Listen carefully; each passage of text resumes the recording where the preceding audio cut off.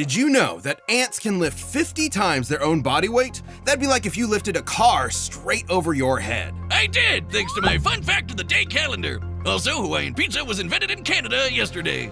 Well, I bet your calendar didn't tell you that Dr. Henry Pym, aka Hank, was considered a genius at a very early age. By 3 years old, doctors declared that he was smarter than both his parents combined. He eventually majored in biochemistry and became one of the most successful scientists in his field. He had big ideas about shrinking the size of cargo to reduce shipping costs.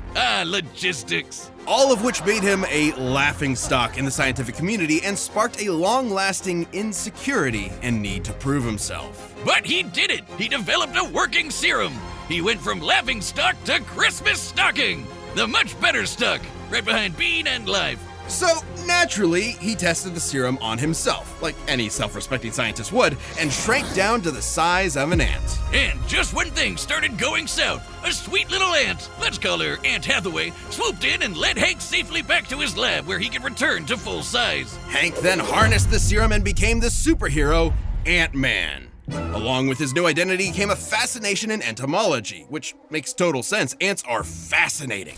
Did you know that ants can talk to each other in a bunch of different ways? Through touch, sound, or even sharing information by barfing at each other. It's actually called trophallaxis, and they're not barfing per se. It's more like passing food mouth to mouth. Gross! Hank figured out how to communicate with his new pets, not by barfing, but by creating a cybernetic helmet that mirrors an ant's antenna. And he's even developed genuine relationships with some ants, like Ulysses S. Ant here. But he didn't stop there. Hank developed a lot of amazing tech like a stinger pistol that focuses his bioenergy into a stun beam, and image-inducing camouflage to mask himself as an ant. It worked so well it fooled Reed Richards, the smartest guy on the planet. He also built a suit that runs on that nifty serum he made back in his lab. It lets him shrink thanks to the newly discovered Pym particles, named after himself.